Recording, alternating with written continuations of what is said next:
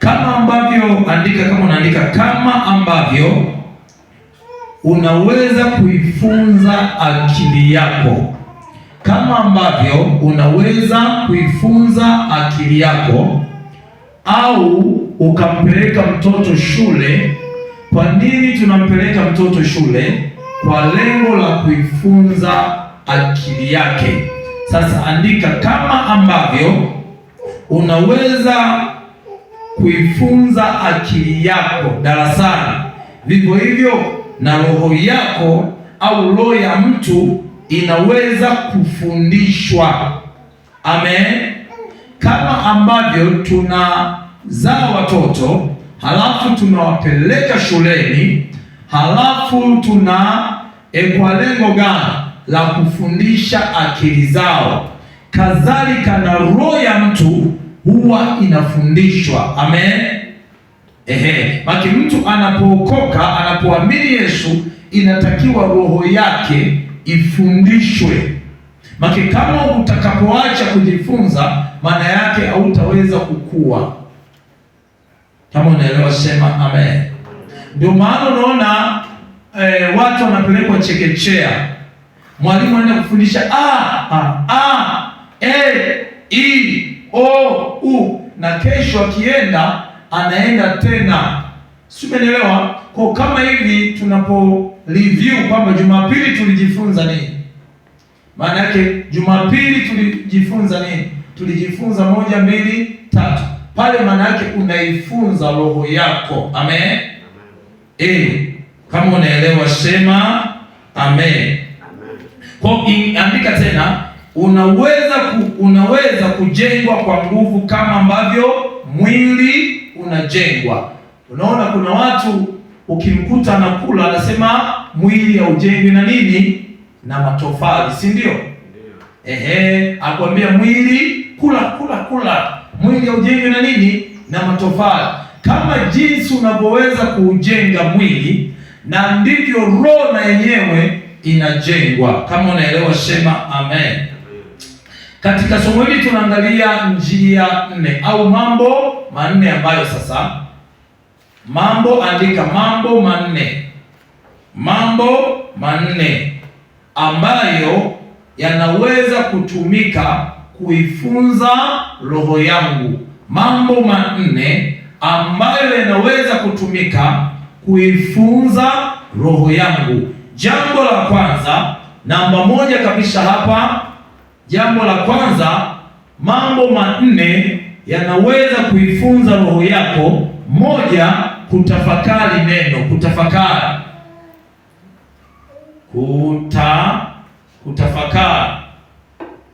Kutafakari nini? Neno. Amen. Hiyo ndio jambo la kwanza, kutafakari neno. Jambo la pili ni kulitendea kazi neno. Amen. Kulitenda. Namba 2 andika kulitenda neno. Amen. Namba 3 andika tena kulipa nafasi neno. Kulipa nafasi neno. Kulipa nafasi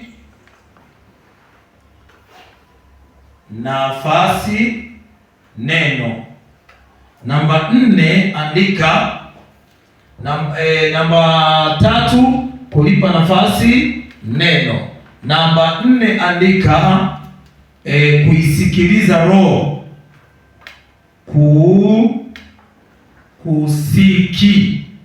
Kusikiliza roho yako. Amen. Kuisikiliza roho yako au kuisikiliza roho yangu. Amen. Kwa namba 1 kulitafakari neno au kuliwaza. Kutafakari maana yake kuliwaza au kulifikiria. Namba 2 kulitenda neno. Namba 3 kulipa nafasi neno kwenye maisha yako. Namba 4 kusikiliza roho yako. Roho yangu, roho yako. Amen. Sasa haya ndio mambo mangapi? namba 1. Kwa hiyo hebu tusome katika kile kitabu hapa cha nani huyu? Yoshua. Tusome Yoshua 1 mstari wa 8. Soma mahali hapo aliyefika. Kitabu hiki cha Torati kisiondoke wapi? Bali atafakari maneno yake mchana na usiku. Upate kuangalia kwenye kutenda sawasawa na maneno yote yaliyoandikwa humo. Maana ndipo utakapofanikisha njia yako. Kisha ndipo utakapostawi sana. Vizuri sana. Huyu ni Mungu anamwambia nani? Yoshua. Baada tu ya nani? Ya Musa kumaliza kazi yake. Hapa naomba ukae kwa makini sana. Biblia inasema kwamba Mungu alimuonyesha Musa njia zake, wana wa Israeli matendo yake. Amen. Sasa maana yake kuna watu walikuwa wanaona tu matendo, walikuwa wanaona miujiza tu. Umeelewa eh? Lakini hawakuziona njia za Bwana. Sasa Mungu wakati anamkabidhi Musa kijiti, anamkabidhi Yoshua, Mungu anamwambia kwamba zitafakari nini? Soma, rudia tena. Yoshua, rudia tena tusome kwa pamoja. Soma kwa pamoja Yoshua 1, 2, 3. Twende.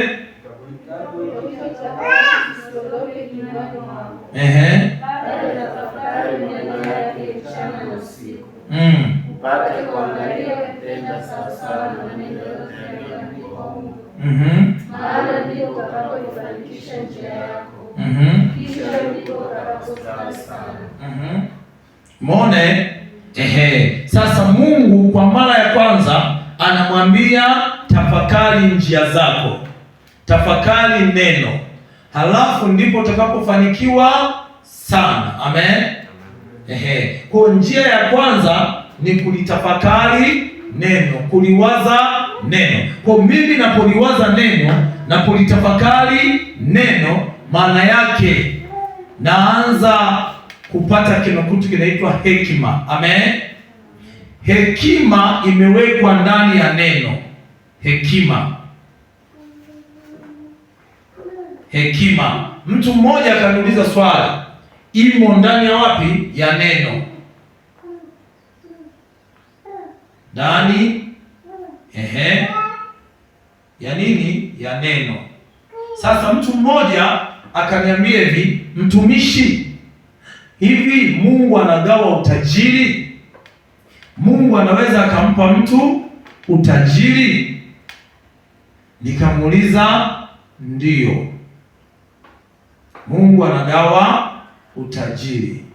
Akaniuliza, Mungu anatoaje utajiri? Nikamwambia, Mungu anachokupa hakupi hela, hakupi magari. Anachokupa anakupa akili. Amen. Ili ile akili uitumie kwenye shughuli zako. Nikamwambia, Mungu utajiri tayari alishaga toa, miaka 2000 ishapita. Kwa kila mtu sema Mungu huonyeshea mvua watu wema na wabaya. Amen. Kwa Mungu tayari alishagatoa utajiri. Kwa yoyote yule ana access, ana kibali cha kupata utajiri, ila ni ile akili sasa kuitumia. Sasa ndio maana tunapotafakari, ndani ya kutafakari tunapata kuna kitu kinaitwa hekima. Amen. Ile hekima ndiyo lile neno lake. Kama unaelewa sema amen. Sasa unapotafakari nini kinatokea? Hebu tusome Methali, ngezea hapa Methali sura ya ngapi? Ya 20. Methali 20 hapa. Methali sura ya 20. Some hapo 27. Methali 20:27. Pumzi ya mwanadamu ni taa ya Bwana. Upeleleza yote yaliyomo ndani yake. Ndio. Fadhili na uaminifu humhifadhi mfalme. Na kiti chake cha enzi huthibitishwa kwa fadhili. Fahari ya vijana ni nguvu zao. Na uzuri wa wazee ni kichwa chenye mvi. Rudia tena kusoma Methali, tusome wote kwa pamoja. Tusome tena kwa pamoja wote. Pumzi ya mwanadamu taa ya Bwana. Peleleza yote yaliyomo ndani yake. Fadhili na uaminifu mhifadhi mfalme. Na kiti chake cha enzi uthibitishwa kwa fadhili. Pumzi ya Bwana ni nini? Ni taa ya nani? Kumbuka neno ni nini? Ni pumzi. Neno ni roho. Sasa lile neno tunapotafakari, lile neno ndio linafanyika taa au macho ya kiroho. Amen. Lile neno ndio linafanyika taa au macho ya roho. Kwa ndio maana kwa nini Mungu anamwambia Yoshua tafakari neno? Kwa nini Mungu anamwambia Yoshua tafakari neno? Kwa nini asingemuongoza? Kwa sababu tayari Mungu alikuwa ameshalitoa neno akampa Musa.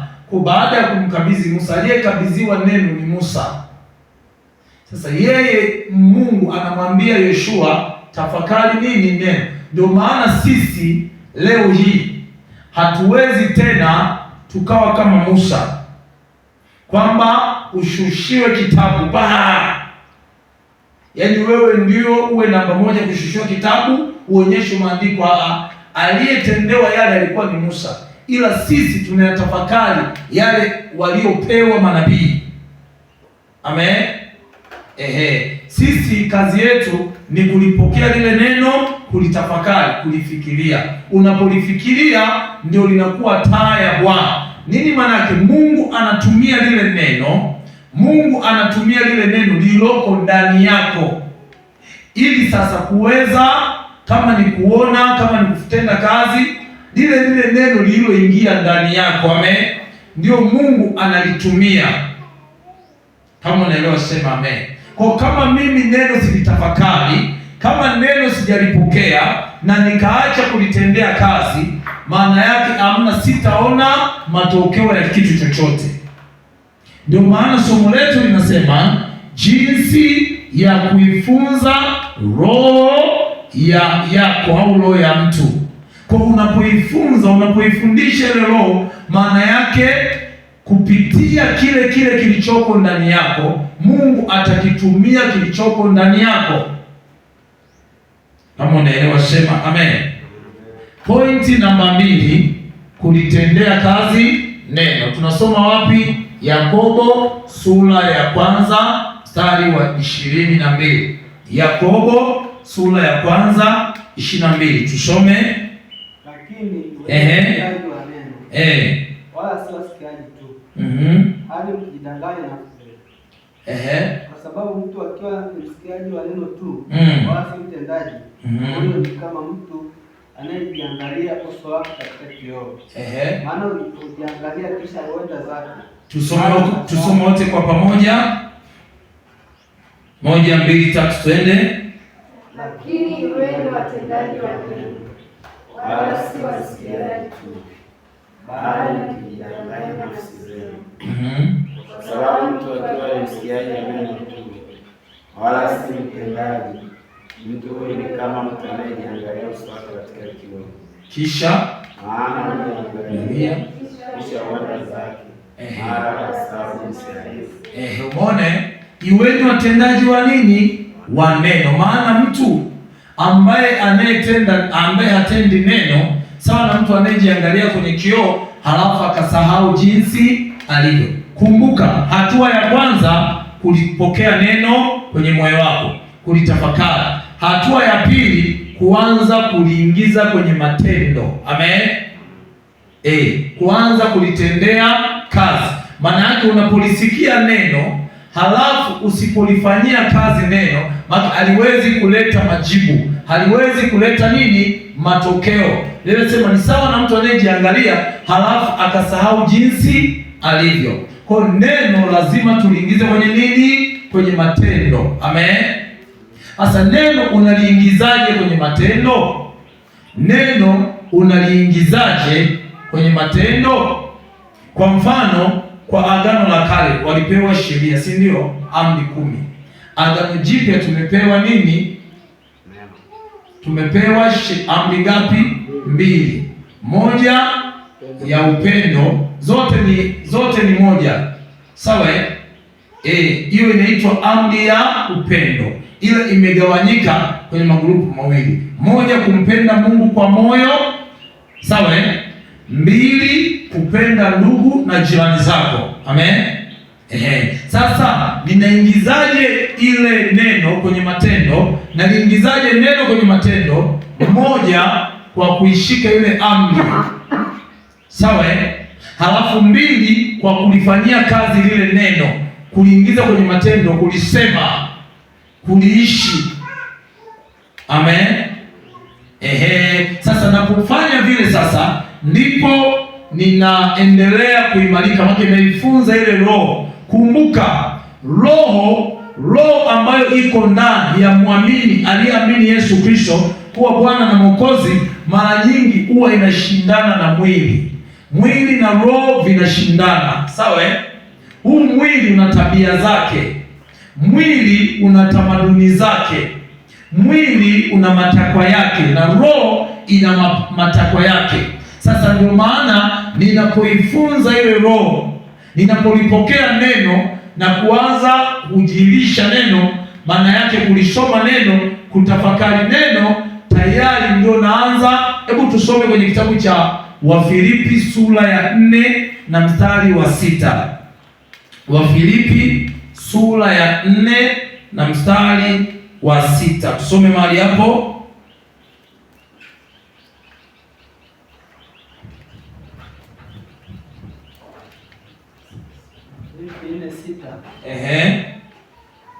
Msijisumbue kwa neno lolote, bali katika kila neno kwa kusali na kuomba, pamoja na kushukuru, ndio haja zenu zijibikane na Mungu. Asema msijisumbue kwa neno lolote, si ndio? Ila kwa kila neno kwa fanyaje? Kwa kusali na kuomba. Sasa watu wengi wamechukua ule mstari wangapi? Wa kusali na kuomba. Watu wengi, mtu anasali, ni mzuri sana kwenye kuomba, ni mzuri sana kwenye kufunga, ila kwenye kulitendea kazi neno anakuwa hakuna, kwenye kulisoma, kulitafakari. Sio, imeelewa vizuri? Sasa maana yake ni, rudia tena kusoma Wafilipi 4:6. Msijisumbue kwa neno lolote, ndio, bali katika kila neno kwa kufanyaje? Kwa kusali na kuomba. Amen. Tusijisumbue kwa neno, katika kila neno kusali na kuomba. Maana mtu anachukua lile eneo moja tu la nini? La maombi. Anaacha kutafakari neno, anaacha kulitendea kazi neno. Huyu mtu ana uwezo, sawa, ana uwezo wa kuwa mwombaji kabisa, ila kwa habari ya neno ikawa ni hamna. Kusoma neno na kutafakari hamna, kulitendea kazi neno hamna. Sasa ni vitu vyote vinakwenda pamoja. Amen. Kama unaelewa sema amen. Kuna nguvu kubwa sana ya kutafakari neno. Hatua ya kwanza, Mungu anaoanza na Joshua anamwambia tafakari nini? Neno. Umeelewa? Liweke neno kwenye moyo wako, maana yake lisome, lifikirie, liwaze. Wale kina bebi, yani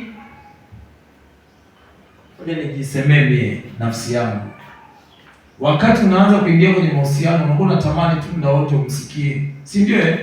Usikie tu, jamani, yani siwezi kulala bila kukuona, usikia tu, si ndio rumisa, unatamani tu usikie sauti. Sasa ndio maana uwe na hiyo hali kwamba utamani sana kuwa unalisoma, unatafakari neno, unapata muda. Amen. Kama unaelewa sema amen. Ila tuna uwezo tutatuombe, tukapiga majeshi, tukapeleka moto, ila kwenye kipengele cha kutafakari neno, kulitendea neno kazi, tukakiacha nyuma. Ndio maana angalia, Joshua anakabidhiwa na Mungu, Jambo la kwanza lilikuwa ni kulitafakari neno, lipokee neno, lifikirie neno, liwaze. Kwenye kufanya hivyo unaifunza roho yako, sawa unaikuza ile roho iliyozaliwa mara ya pili ndani yako, sawa unaikuza. Na ile roho inapokuwa, unapoifunza ile roho unaanza kufanyika kuwa mwanga. Roho anaanza kusema na wewe ndani yako, amen. Roho anaanza kukufunulia vitu, kwa sababu roho ya mwanadamu ni taa ya Bwana. Roho yako ni taa ya Mungu, amen. Ndio maana Yesu akasema taa ya jicho ni nini? Taa ya mwili ni jicho. Akasema jicho likiwa bovu, basi na mwili uko kwenye giza, si ndio? Akasema tena kama jicho lako, kama nuru yako iliyoko ndani yako ni giza, basi hilo giza ni giza tupu. Sasa lazima taa yetu iwake. Kama unaelewa sema amen. Kama unaelewa tena sema amen. Kwa hiyo jambo namba 3. Namba 3 ni wapi? Hapa. Kulipa nafasi neno. Lipe nafasi neno kwenye maisha yako. Amen. Lipe nafasi, maana yake neno ndio liwe namba 1, kwa sababu Mungu ni wa kwanza. Kuna watu wanaimba nyimbo kwamba Yesu namba 1, ni namba 1, Yesu namba 1, wote tuseme moja. Kama unaelewa sema amen. Sasa lipe nafasi neno, nafasi ya kwanza. Hebu tusome katika kile kitabu cha Methali sura ya 20, sura ya 4 mstari wa 20. Sura ya 4 mstari wa 20.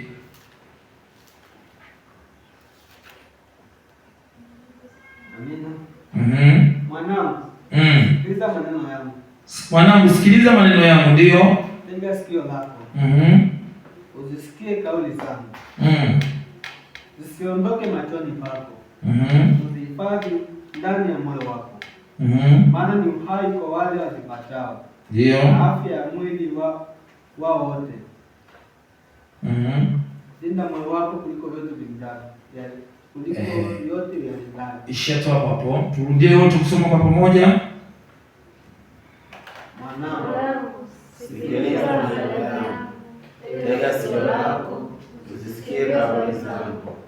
Zisiondoke machoni pako. Uzihifadhi ndani ya moyo wako. Maana ni uhai kwa wale wazipatao. Hiyo ni Methali ngapi? 4 mstari wa 4 mstari wa ngapi? 20. Kwamba mwanangu, maana yake hapo kuna mambo mangapi? 1, anasema 1, kulisikiliza neno. Kwamba mwanangu, tega sikio lako usikie kauli zangu. Amen. Tega sikio lako usikie neno langu. Tega sikio lako usikie neno langu. Namba 2, ukulisoma. Amen. Kulisoma. Yaani unakuwa unalisoma. Ninasikiaje sauti ya Mungu? Kwa kusoma. Watu wanafikiria sauti ya Mungu ni kitu fulani, labda umekaa usikie. Kwa kusoma. Kama unaelewa sema amen. Hiyo namba ngapi? Namba 2. Namba 3, kulitafakari sasa, kuliwaza. Amen. Ni mambo mangapi hayo? 3. Sasa kutega sikio, kusikia kutoka kwa Bwana. Kwa unaposikia lile neno, ulitafakari, uliwaze. Kwa nini natakiwa kusikia? Kwa nini natakiwa kusikiliza? Sauti ziko nyingi. Amen. Sauti ziko ngapi? Nyingi. Duniani tu kuna sauti nyingi. Umeelewa? Yaani duniani tu kuna sauti namba 1, kuna sauti za kidunia, alafu kuna sauti za kwenye jamii, alafu kuna sauti za mashetani. Hivi unabali mashetani pia kuna sauti Kwa mfano sasa hivi tunapoongea, mimi nikipiga simu, kwa mfano, ngoja nitoe mfano hapo kabisa. Nikipiga simu, napiga simu hii.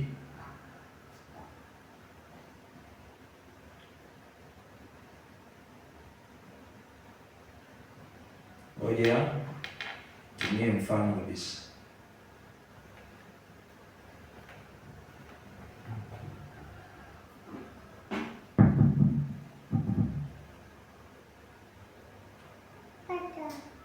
Nashindwa kuita sema.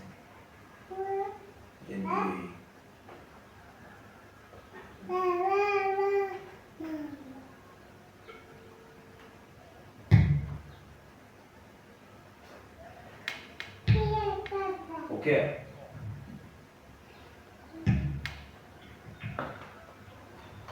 Ongea, halo. Halo. Halo. Halo. Aha, vizuri sana. Sumone, hii ni sauti sawa. Sasa hizi sauti, kuna watu wangapi sasa hivi wanaongea na zinapita hizi wapi hizi sauti? Yake zinasafirishwa. Si ndio? Kwenye nini? Kwenye anga. Sauti zinapita kwa sasa hivi ukikaa manake kuna sauti zinatembea. Kuna sauti zinasikika. Watu wanaongea halo, mko wapi? Lakini hizo sauti zinasafiri kwa njia gani? Kwa njia ya hali ya anga, hewa. Umeelewa? Watu wameweka minara, ile minara ndio inakamata, wameweka nani inaweza kusafirisha nini? Sauti.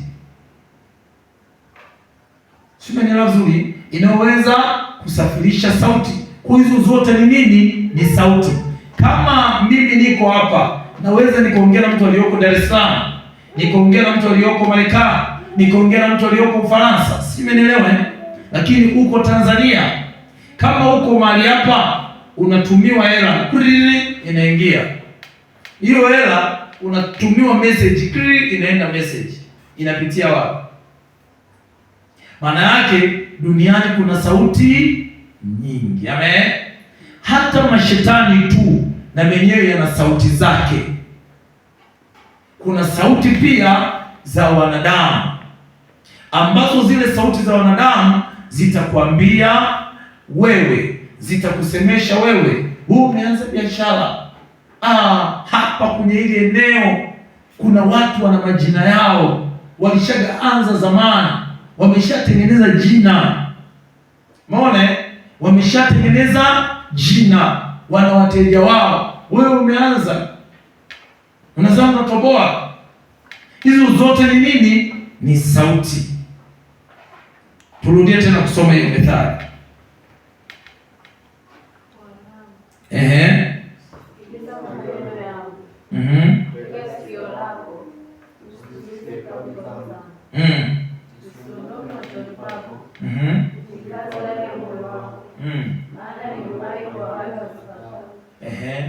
Ni nani anayeambiwa? Tunaambiwa wewe, unaambiwa mwanangu, sikiliza nini?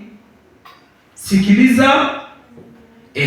Lakini kuna sauti za ndugu, kuna sauti za jamaa. Wewe na maono yako na wao wana maono yao. Wewe na maono yako kwenye maisha, lakini watakuja kukuambia maono yao. Na wewe unaacha sauti ya nani? Ya Mungu, unasikiliza ya kwao. Sio maneno mazuri? Ndio maana kuna sauti nyingi sana. Ila wewe sauti unaitegeshea wapi? Ndio maana sikiliza nini? Neno. Neno ni sauti ya Mungu. Amen. Neno ni mawazo ya Mungu. Mimi na mawazo yangu, naweza nikakupa mawazo yangu. Lakini je, sauti ya Mungu inasemaje kwako? Sumenielewa vizuri? Unaweza ukakutana na mtu akakupa maono yake, picha yake, frame yake aliyoichonga kwenye akili yako. Wewe ukaiacha, unaenda kusikiliza nani? Watu. Sasa hivi kuna elimu nyingi sana duniani. Ndio maana kuna sauti nyingi sana duniani. Sasa hivi kuna walimu kila mahali. Iwe walimu wa maisha wapo. Mone, iwe walimu yani, ila wewe sauti yako Mungu anataka nini? Mwanangu, ukitega sikio lako kuisikia nini? Sauti yangu. Sasa hiyo sauti tunaisikilizaje? Kwa ukicheza, maana unasikiliza mawazo ya watu, unaiacha sauti ya Mungu. Na kuna sauti zingine ni za mashetani kabisa. Adui shetani yupo kwenye vinywa vya watu. Biblia inasema ulimi wao ni kama nini? Sumu. Umejaa sumu. Umejaa sumu. Ile ni sumu ya nini? Ya fira. Kwa kuna maneno unaweza ukaambiwa na ukayapokea ukajua ni maneno, kumbe hapana. Sikiliza sauti ya nani? Ya Mungu. Sikiliza neno la Mungu. Simenelewa vizuri turudie tena kusoma Methali sura ya 4 mstari wa 20. Soma kwa pamoja, 1 2 3 twende. Sikio lako lisikie kauli zangu, usiondoke machoni pako, zihifadhi ndani ya moyo wako, maana ni uhai kwa wale wazipatao, ndio na afya ya mwili wao wote. Tunaambiwa tusikilize nini hapo? Hapo kuna jirani yako, hapo kuna ndugu yako. Mone, tumeambiwa tusikilize neno. Amen. Hapo kuna baba yako, kuna mama hapo. Mwanangu, tega sikio langu, sikilize nini? Kauli zangu. Anasema zisiondoke, maana yake kutokuondoka, uweke kwenye moyo, utunze, ukariri. Amen. Umeze kama vile Wili hapa alivyotumezea hapa, alivyotapika. Anatapika kile alicho kimeza. Simenelewa vizuri Sasa wakati huo ukijua kabisa kuna sauti nyingi na sauti za mapepo. Mapepo unajua anaweza yakakuletea kama wazo, likaja kama wazo, linakuja kama wazo kwenye akili yako, na unasikia kabisa moyo unakwambia fanya, unakwambia nenda, unakwambia unahubiriwa. Hata usipoweza kuelewa aina za sauti, ndio maana nitakupa mfano mzuri kabisa, hiyo sauti unaoisikia. Amen. Kwa kama ni sauti ya Mungu ipokee, kama ni neno la Mungu lipokee. Amen. Kama unaelewa sema amen. Sasa hiyo sauti ya Mungu kwa mfano kupitia mahubiri, unaweza ukasikia mahubiri mazuri, hekima ya Mungu nzuri, sio mawazo ya watu. Usisikilize mawazo ya mtu, utatoka kwenye mstari. Maana umemwacha Mungu, tayari unasikiliza mawazo ya watu. Kwenye lile somo tulioona kulikuwa kuna mawazo hayo mawili kwenye kitabu cha Hesabu 10 na ngapi? 13, 18, si ndio?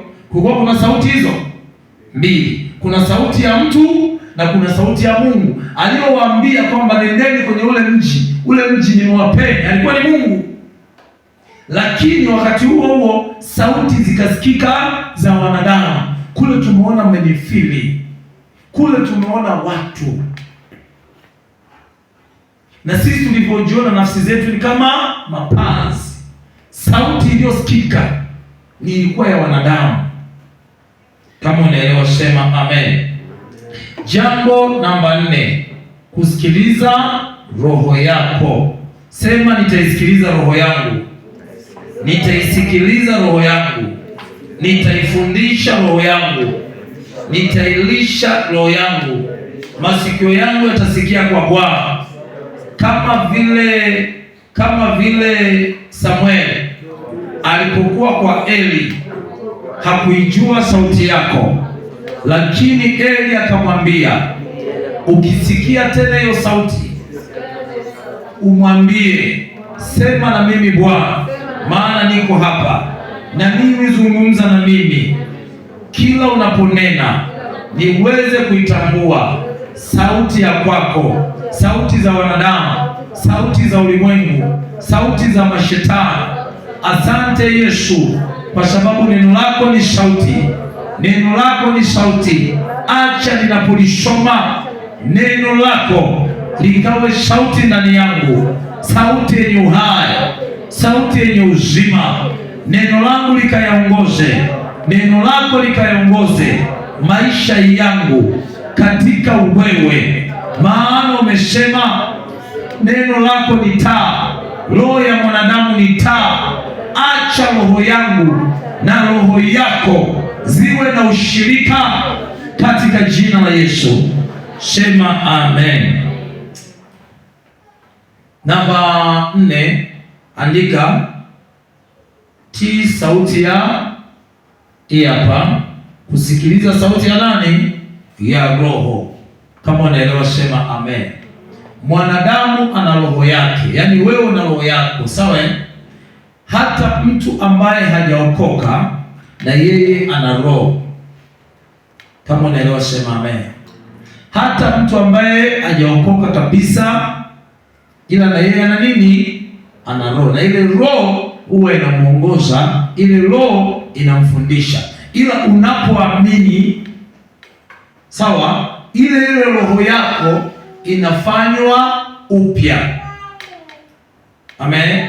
Ngoja nikuonyeshe ili uweze kuelewa kwamba mtu anapokuwa hajaamini, ndani yake ana roho, ila ile roho inakuwa imekufa, haiko hai, ila na ile roho iliyokufa inaongea, inamsemesha.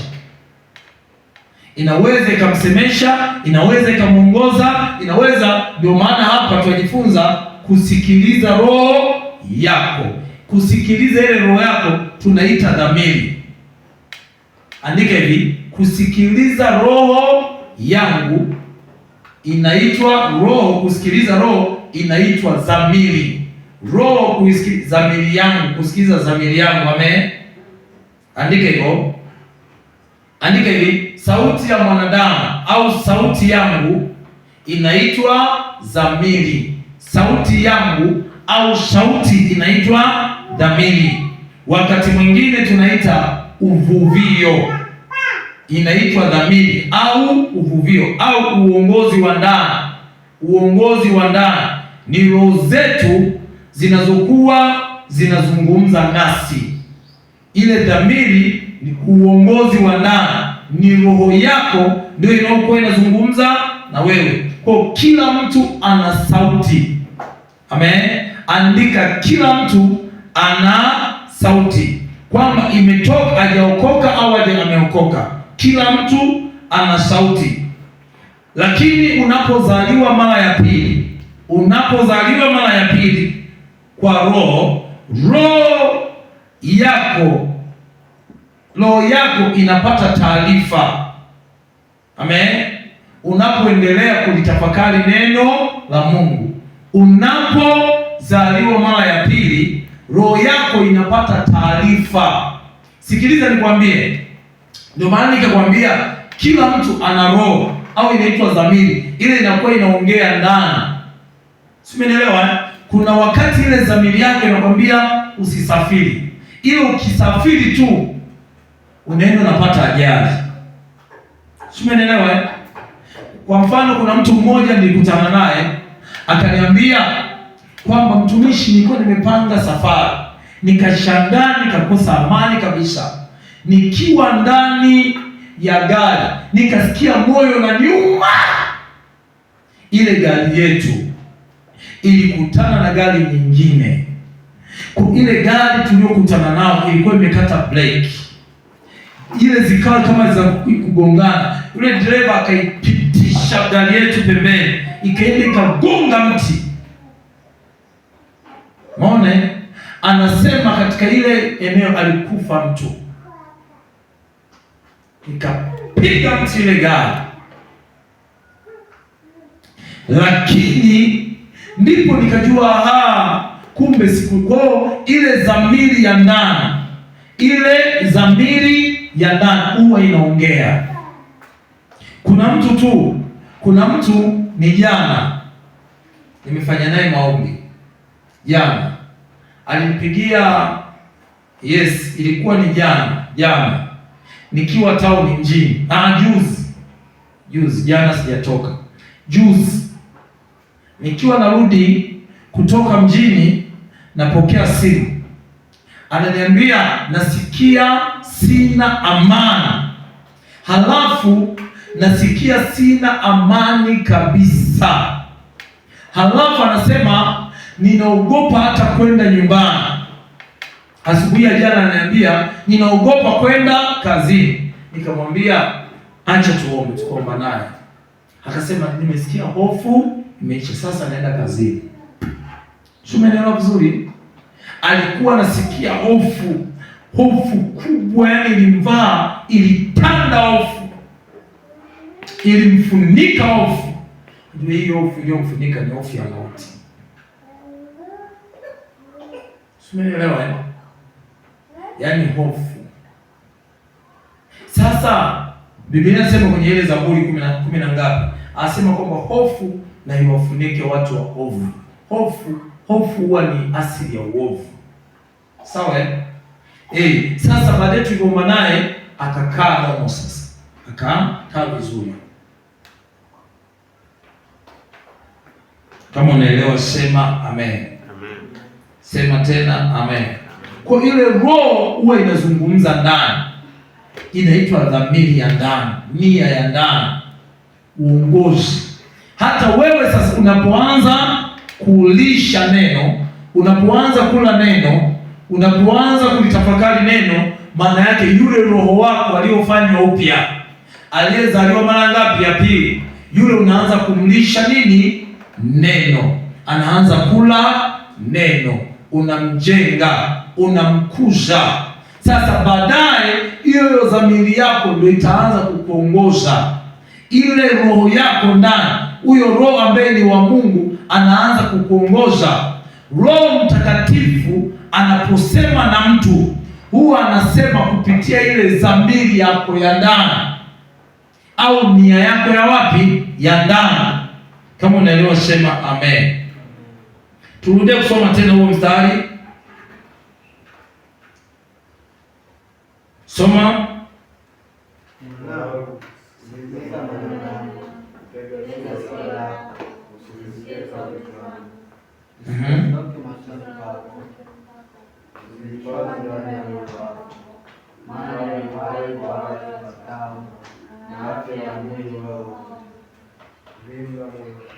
Nishia tu hapo. Soma tena Methali 20 mstari wa 27.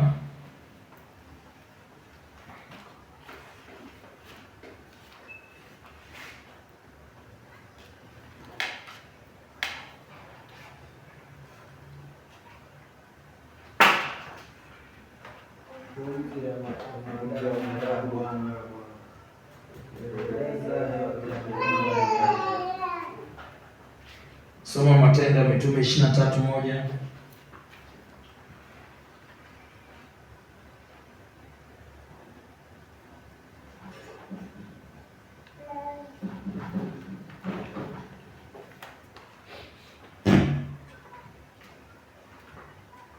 Soma.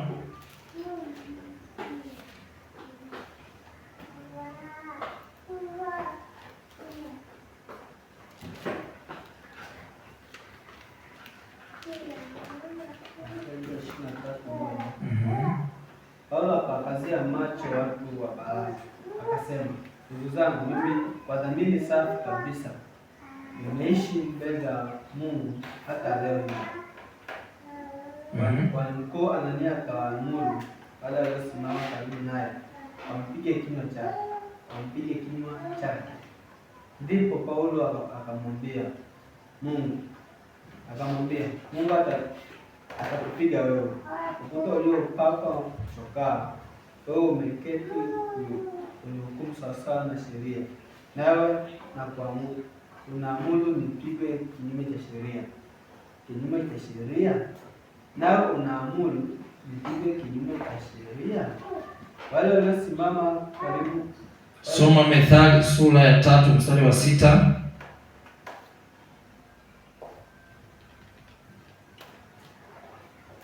Soma Methali sura ya 3 mstari wa 6 chapu. Soma wote kwa pamoja.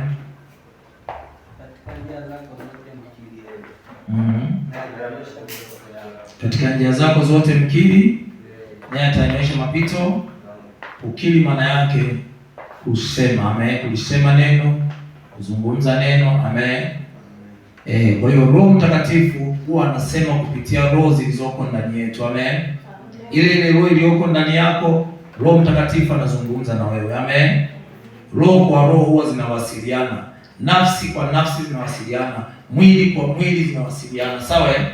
Hata yule ambaye hana roho wake wa Mungu ana roho ile ile.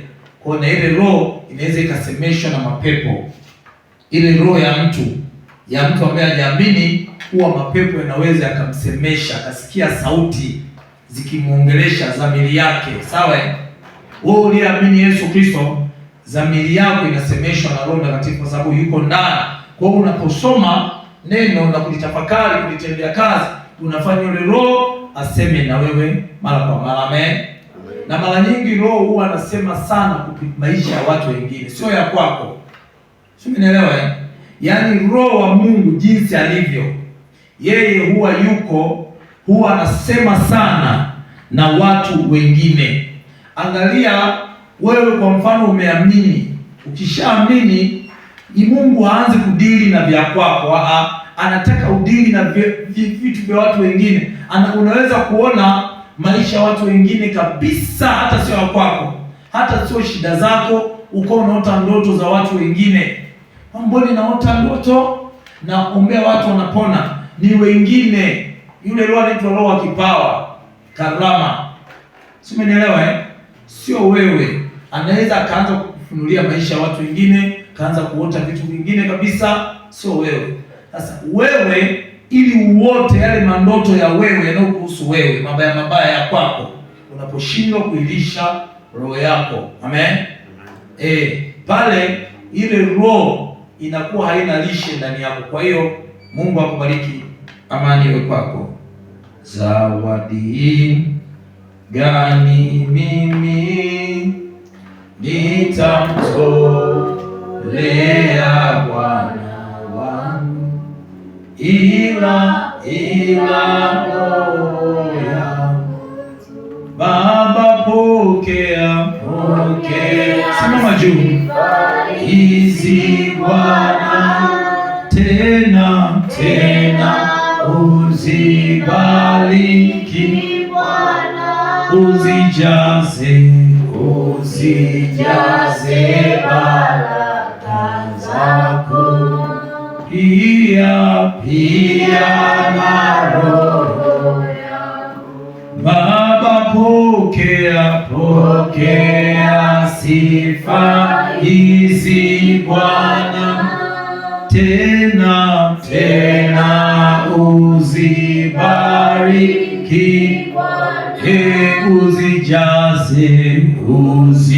uzijaze baraka zako, pia na roho yangu. Zawadi gani mimi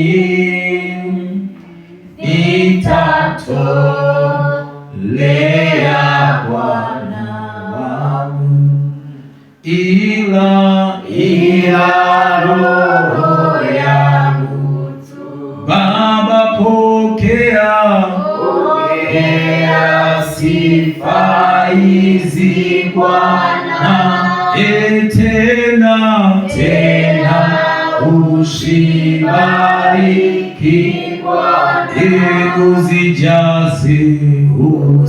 uzijaze baraka zako, pia na roho yangu.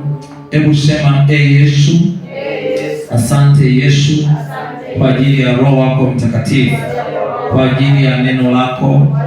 Ulimwonyesha Musa njia na wana wa Israeli matendo. Mungu ulipoikabidhi kazi kwa Yoshua, jambo la kwanza ulilomwambia aliweke neno lako moyoni mwake na kuitafakari, ndipo atakapofanikiwa sana. Baba, ukasema kwa neno lako juu ya wana wa Israeli, ya kwamba ukasema kwa neno lako na tulitende neno lako, tuliishi neno lako. Asante Yesu kwa neno lako, nami neno lako ninaliweka ndani yangu. Sema leo ninaweka agano na wewe Baba yangu, ya kwamba neno lako litalijaza ndani ya moyo wangu, litafurika kwenye moyo wangu. Neno lako litajaa moyoni mwangu, kama jinsi ulivyoijaza bahari, kama jinsi ulivyoijaza mito, kama jinsi chemichemi za maji zinavyobubujika, ndivyo neno lako litabubujika ndani yangu. Sema, Yesu, umesema kwa neno lako, mwanangu, yatafakari maneno yako, nami nitayatafakari. Lile neno lako nililolipokea ndani ya moyo wangu, nitaujaza moyo wangu neno, nitajaza moyo wangu neno, kama ulivyowaambia wanafunzi wako, nendeni mkachukue mabarashi mkayajaze maji, nami moyo wangu nitaujaza maji. Kama yale mabalasi yalivyojaa maji, ndivyo moyo wangu utakavyojaa. Neno lako litafurika kwa jina lako Yesu, maana umesema kwa neno lako, mwanangu, ukiyasikia maneno yako na kuyashika na kuyatenda, umesema ndipo nitakapofanikiwa. Nami neno lako Bwana, ninatega sikio langu kusikia kwa makini, kusikia kwa makini. Sitasikia sauti nyingine. Ziko sauti za washauri, ziko sauti za ndugu, ziko sauti za majirani, ziko sauti za mashetani. Sitakubali kusikia sauti nyingine, bali neno lako nililolipokea litakuwa sauti juu ya maisha yangu. Roho Mtakatifu aliyoko ndani yangu, dhamiri yangu itaniongoza, dhamiri yangu itaniongoza. Baba, usinyamaze. Baba, usikae kimya. Neno lako likageuke kuwa sauti ndani yangu, ikiniongoza, ikinishauri. Maana umesema kwa neno lako, wewe ni mshauri wa ajabu. Sauti ziko nyingi duniani, sauti ziko nyingi duniani. Sitakubali sauti ovu, sitakubali sauti za kukatisha tamaa, sitakubali sauti za kukatishwa tamaa, sitakubali sauti za kuniharibia maisha. Hazitapita ndani yangu, wala sauti ziletazo hofu hazitapenya kwenye masikio yangu, bali Bwana, masikio yangu daima yatakuwa wazi kukusikia unaponena, Bwana. Na Roho Mtakatifu ukiniongoza, ukiongoza maisha yangu, ukiongoza njia zangu, ukiongoza ndoa yangu, ukiongoza biashara zangu, ukawa kiongozi Bwana. Dhamiri yangu ya ndani, nafsi yangu ya ndani ikashauriane na wewe. Roho yangu uliyoko ndani yangu, ninaomba mashauri yatokayo kwako nikayasikie wewe unaponena nami. Asante Yesu, hata ukinena kwa ndoto nikanene, Bwana, nikasikie Bwana, nikaelewe mafumbo ya siri, nikaelewe mambo ya siri, nikaelewe mambo yanayokuja, ukanifunulie mambo yanayokuja kwenye maisha yangu. Mafumbo ya siri yafunuliwe. Omba kwa midomo yako basi, omba. Asante Yesu, asante kwa neno lako. Tunakushukuru wewe Bwana, umesema nasi Baba kwa neno lako. Mioyo yetu ijee neno, mioyo yetu ijee neno, mioyo yetu ijee neno. Nasi tuko tayari kulitafakari neno.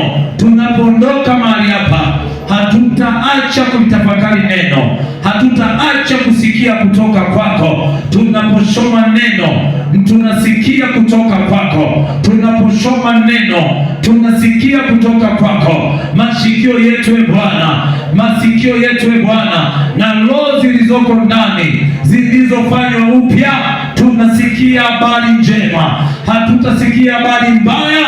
Masikio yetu tunafunga juu ya habari mbaya tunazosisikia kutoka kwa ndugu na jamaa, kutoka kwenye ulimwengu wa roho, ulimwengu wa giza. Hatutasikia sauti Bwana zilizo ovu, bali sauti zitokazo kwako ndivyo tutakavyozisikia. Sauti za uzima, sauti za kusonga mbele, sauti za kusimama kiwimawima, kusimama kama majemedari Mungu asante, tunakushukuru Bwana kwa ajili ya ibada hii. Acha watoto wako wakauone utukufu. Hebu sema, Yesu, mimi sio mtu wa kawaida.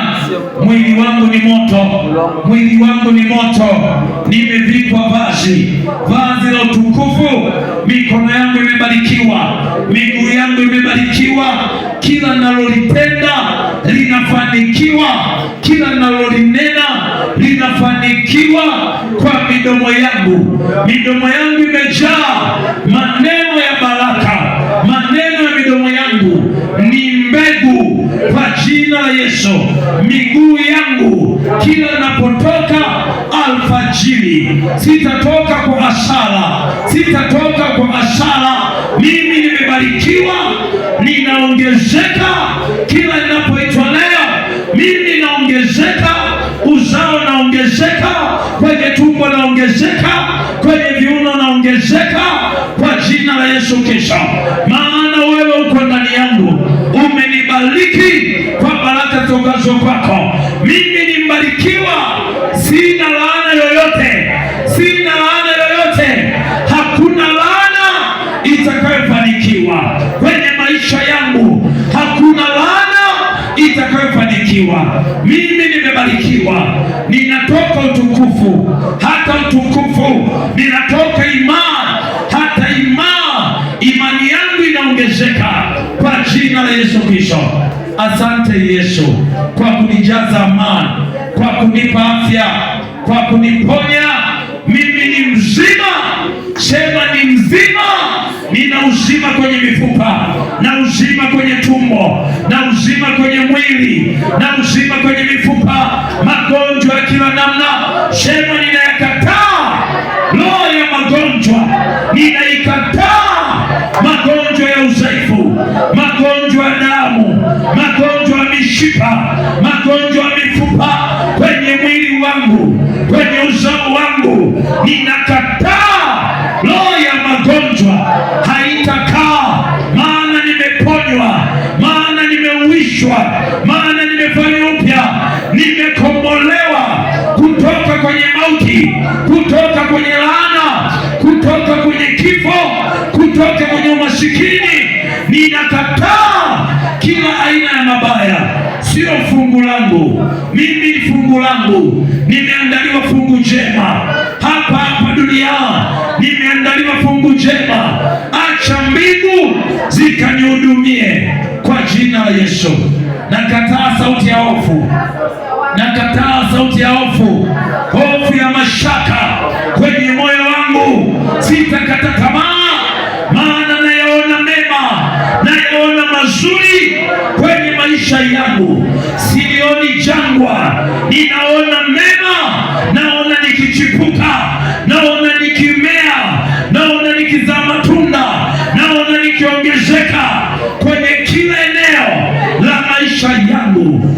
Asante Yesu. Shukuru Bwana, shukuru Bwana.